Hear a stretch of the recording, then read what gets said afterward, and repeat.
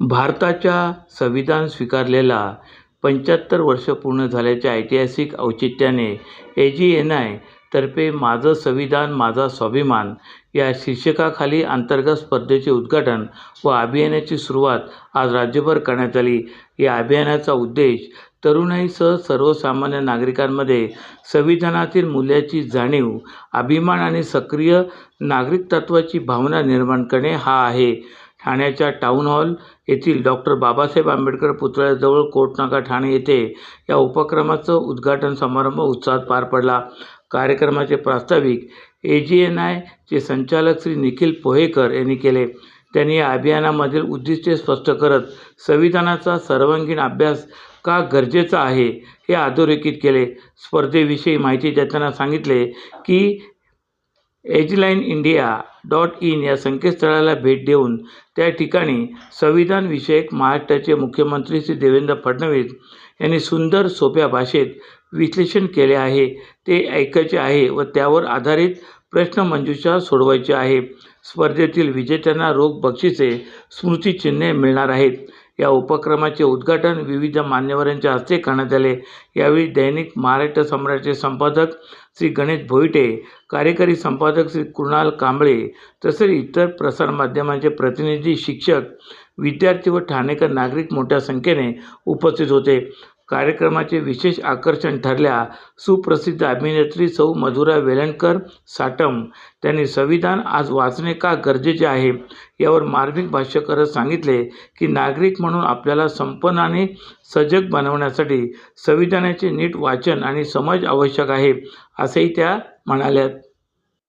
थोडक्यात सांगेन विषय जसा मी मगाशी भाषणात सुद्धा म्हणालो की आज इमर्जन्सीला 50 वर्ष झाली आहेत आणि तो कॉमोमरेट करतोय, आपण सेलिब्रेट नाही करत आहे. मगाशी माझी बोलताना जर चूक झाली असेल तर मी दिलगिरी व्यक्त करतो.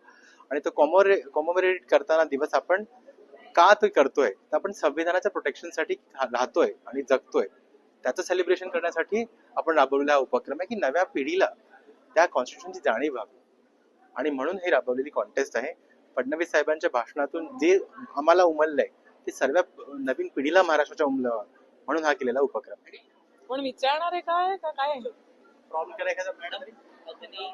सगळ्यात आधी मला स्वतःला या मोहिमेबद्दल आज कळलं आणि मला ही अतिशय महत्त्वपूर्ण गोष्ट आहे असं वाटतं आणि ही तरुण पिढीपर्यंत पोहोचणं ही महत्त्वाचं आहे.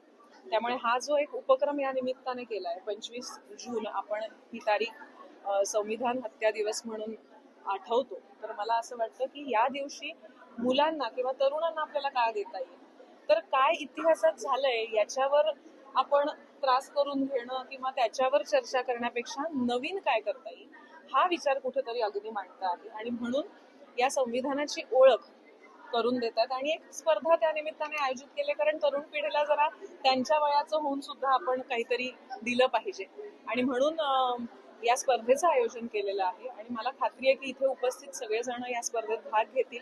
या निमित्ताने ही जागरूकता निर्माण होईल की आपलं संविधान काय आहे, आपलं संविधान काय सांगतं. आपण अनेकदा नुसतं वरवर येणाऱ्या बातम्यांवर आपली मतं मांडत असतो, बोलत असतो, पण त्याचा अभ्यास करणंही गरजेचं आहे, त्याची माहिती असणंही गरजेचं आहे आणि त्याची कुठेतरी एक ओळख करून देणं ही घटना अतिशय मला महत्त्वपूर्ण वाटते. आणि आज अग्नीच्या निमित्तानं तरुणांपर्यंत ते पोहोचतंय आणि त्या निमित्ताने अजून आज कदाचित 200 जण आहेत, त्याच्या पुढे अजून 2000-20,000 लोकांपर्यंत ते पोहोचेल. पण मुळात आपलं संविधान काय आहे, आपले हक्क काय आहेत आणि त्यानुसार त्यात काही काळानुसार बदल करायला हवेत का, या सगळ्या गोष्टींवर नुसती चर्चा न होता त्याचा अभ्यास व्हावा आणि ते एक महत्वाचं काय म्हणूया आपण टूल म्हणतो ना आपण, तसं आपल्याकडे असलं पाहिजे. याची जाणीव आता या डिजिटल माध्यमामध्ये लोक जेव्हा फक्त एका हाताने इन्स्टा आणि FB नुसतं हे करत असतात, स्क्रोल करत असतात, त्यामध्ये त्यांना कुठेतरी या जाणीवांची ओळख करून देणं फार महत्वाचं आहे आणि ते खूप महत्वाचं काम अग्नीच्या माध्यमातून होतं आहे. त्यामुळे प्रसार माध्यमांना सुद्धा खरं तर ही गोष्ट उचलून धरायला पाहिजे. आपण एखादी कॉन्ट्रोवर्शियल घटना ती खरी खोटी आहेच्या आधीच इतकी सगळीकडे पसरवतो आणि त्यावर भाष्य करतो, पण या ज्या खऱ्या गोष्टी घडतायत आणि ज्या भविष्यासाठी महत्वाच्या आहेत त्या गोष्टी सुद्धा लोकांपर्यंत त्याच वेगाने पोहोचायला हव्यात अशी मी आशा व्यक्त